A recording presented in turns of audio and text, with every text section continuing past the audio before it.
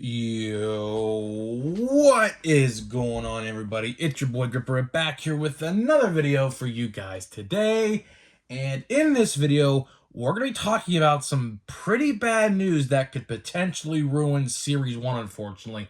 And I say potentially because, of course, this is not set in stone and things can change from between now and February 15th, give or take a little under 2 weeks, about a month from retail, but we're going to talk about something today that could ruin Series 1. So before we get into that, big thank you to everyone who helped me hit 5,000 subscribers. We officially hit 5,000 subscribers. And for that, can we hit 105 likes on this video? You guys were awesome in yesterday's video. Right now, it's like 4 in the afternoon. I'm recording this video a little earlier than I usually do. But right now, it's looking pretty good in terms of views and everything like that. So thank you guys for watching yesterday's video. I really enjoyed actually making yesterday's video. It's a pretty fun one to make. So let's try to get 105 likes for 5,000 subscribers. And let's move to the 6,000 subscriber giveaway. So I will be giving away hobby packs of 2023 Topps Series 1. All you gotta do is be publicly subscribed, like this video, turn on post notifications, and comment what you're most looking forward in the 2023 MLB season.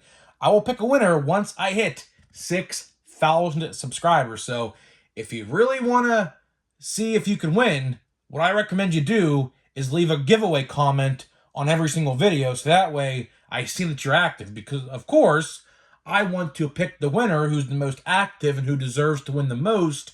So if you really want to try to win this giveaway, I would comment one giveaway comment per video. It could be the same comment. It could be something different every video. Be creative with it.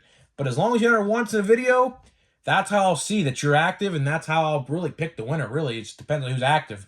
And one last thing before we get into it, I will be doing mystery packs on Mondays for a new series on the channel. So if you guys are interested, if you're an eBay seller, and if you have mystery packs, or you don't even have to be an eBay seller. You could be an Instagram seller too, or like a Facebook seller or something like that.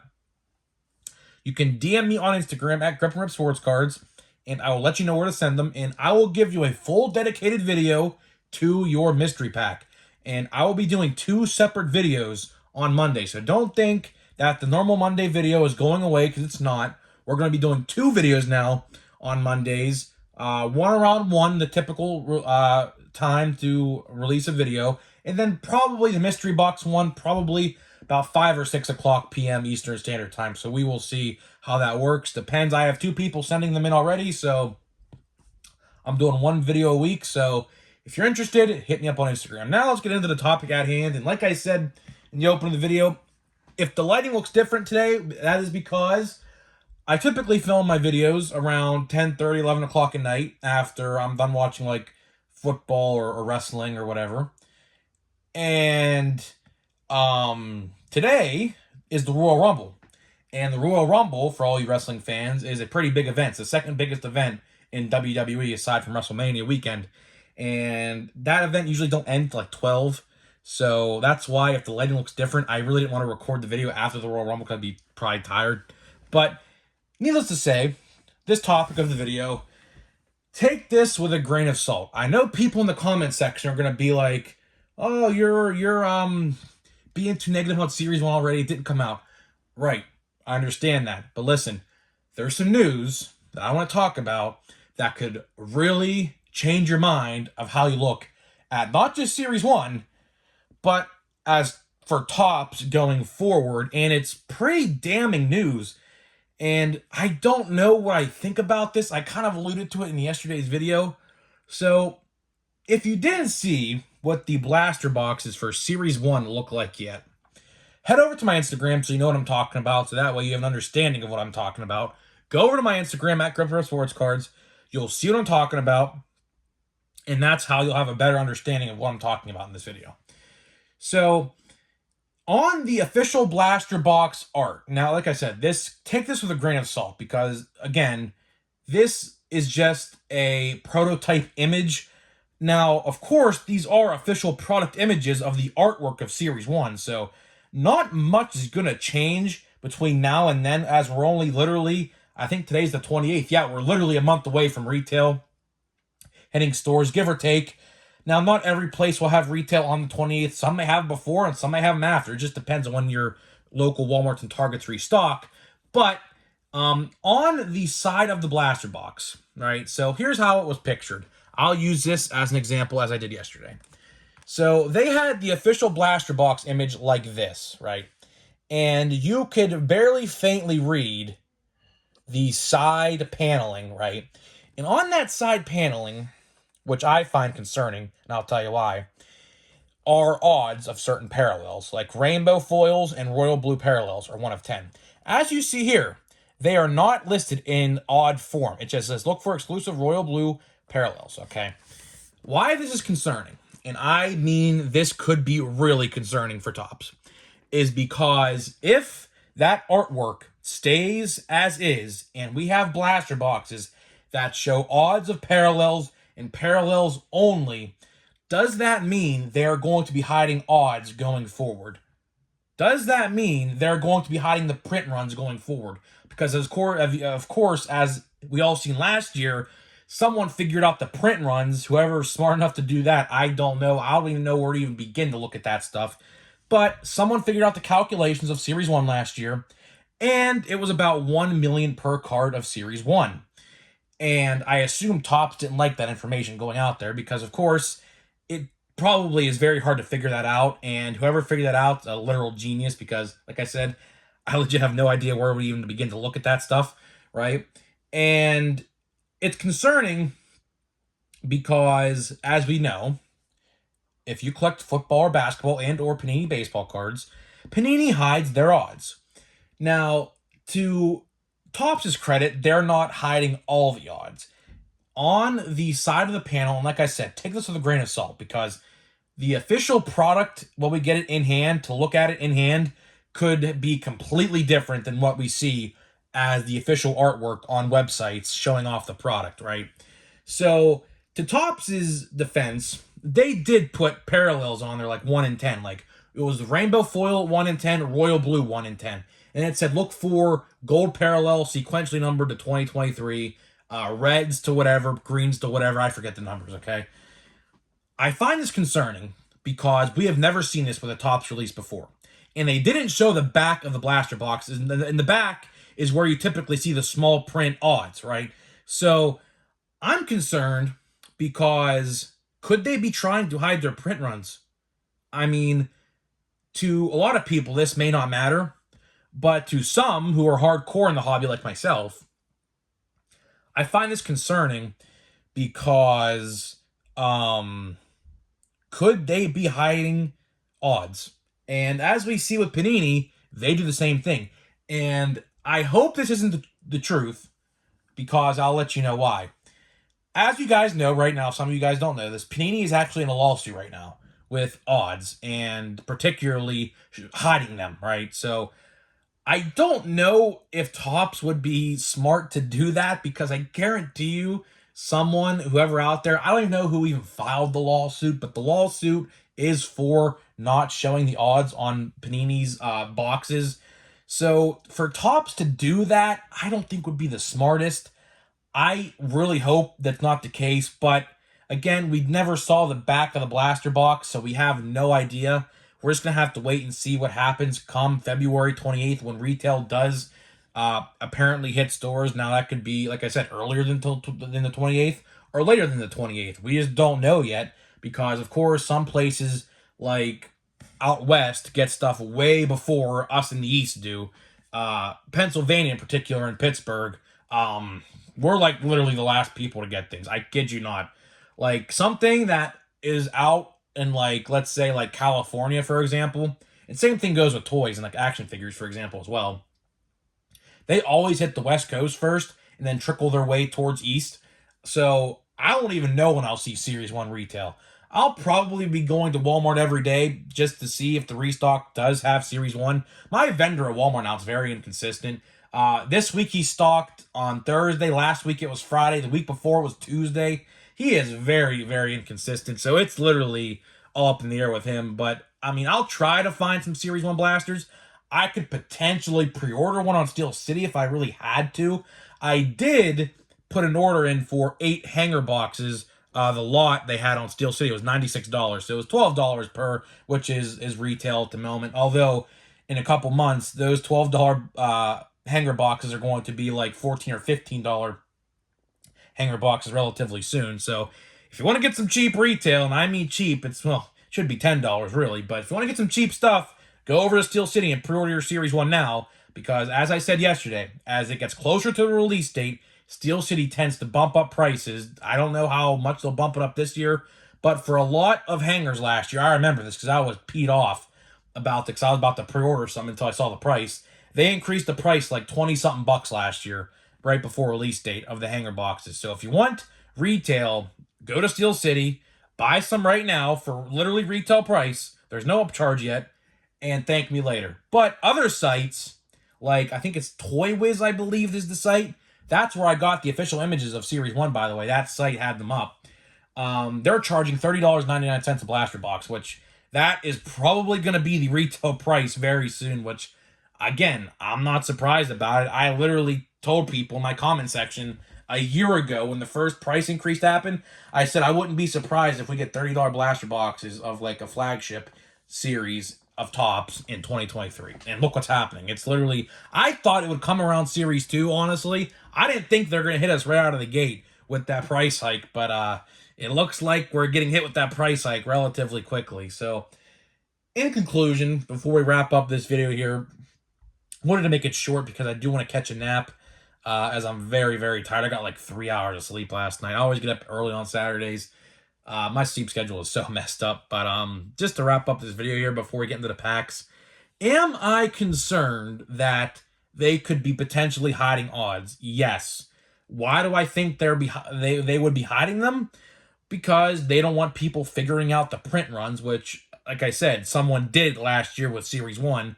And I remember when Series 1 was in its prime, like its prime peak release window,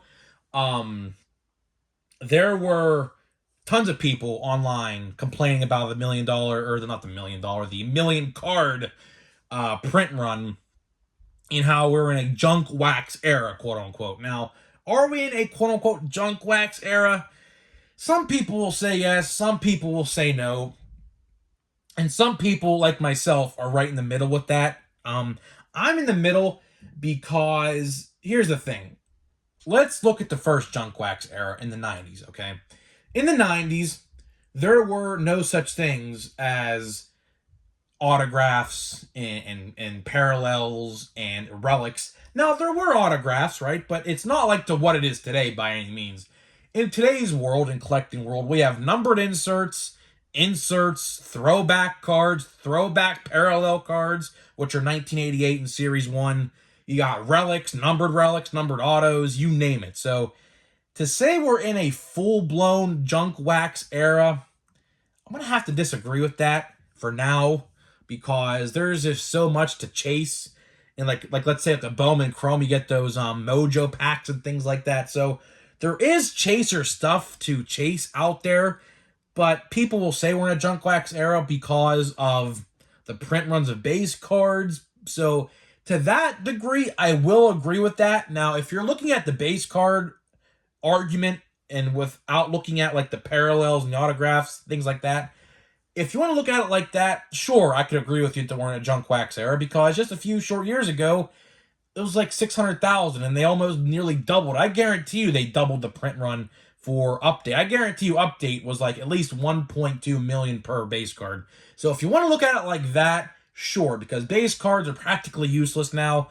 The only time you would hit something good out of a blaster box is if they pulled, like, let's say like a Shimmer J-Rod, or like a Red Ice J-Rod or something out of retail or something like that. But if you want to look at the junk wax era, quote unquote, as looking at just base cards, fine, I'll agree with you. But in the grand scheme of things, with the price hikes and the high print runs, I can see why people say we're in a junk wax era.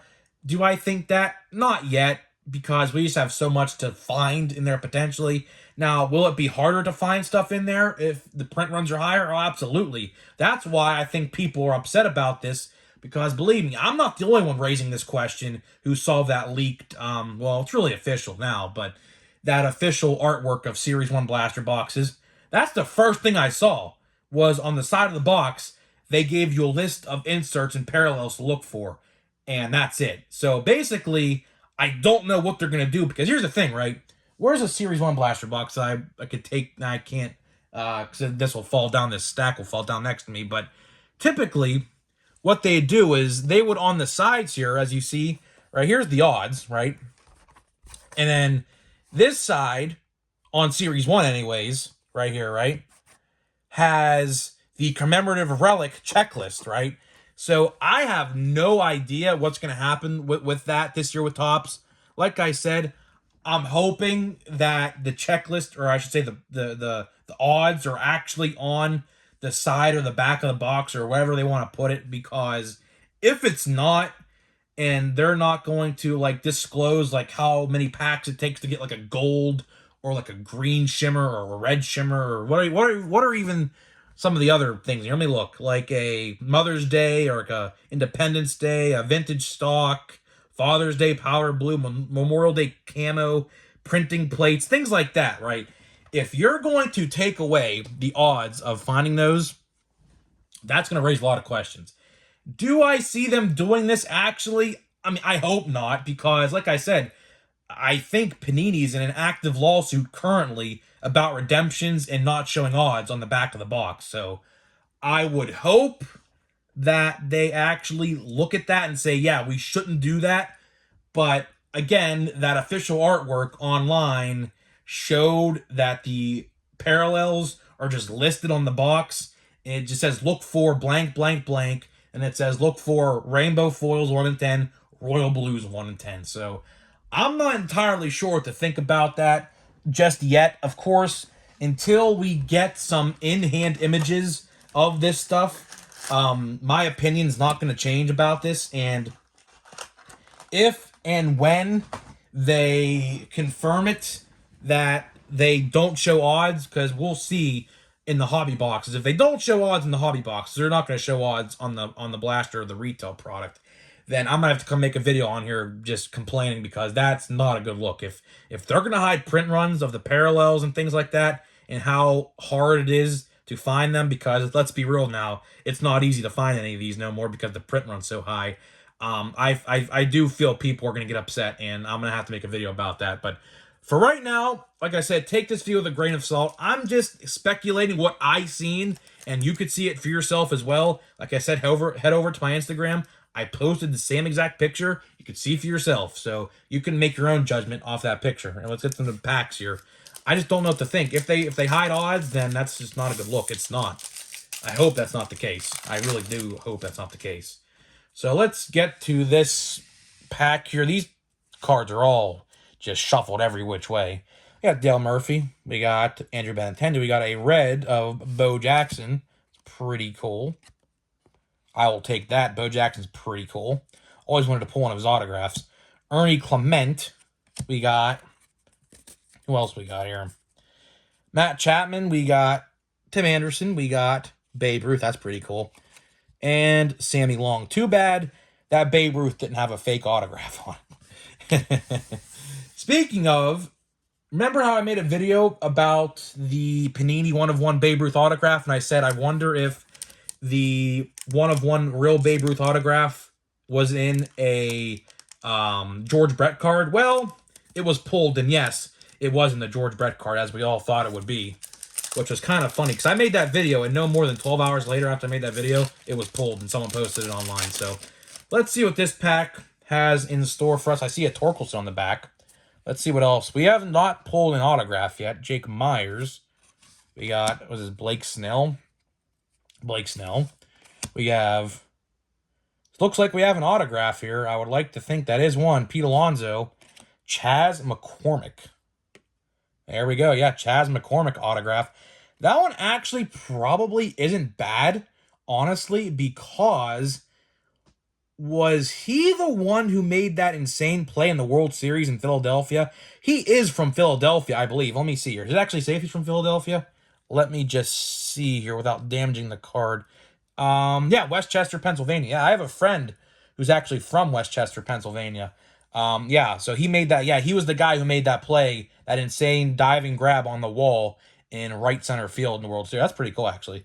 And we got that Pete Alonso relic, or that insert. I basically just glanced over it. Carlos Correa. We got Roansy Contreras, who I will be meeting at a baseball card shop. He's doing a meet and greet here, I believe, in a couple months. And Torkel. So that pack actually was not bad. I will take a Chas McCormick auto. I don't know if it's that valuable, but you know what? I really don't care. World Series champ for the Houston Astros, so I will gladly take it. So, guys, with that being said, let me know what you think about the potential print runs of Series 1 being hidden. Hope it's not the case. But again, with Topps, you just don't know it today. So, guys, that being said, I'll see you guys in the next video.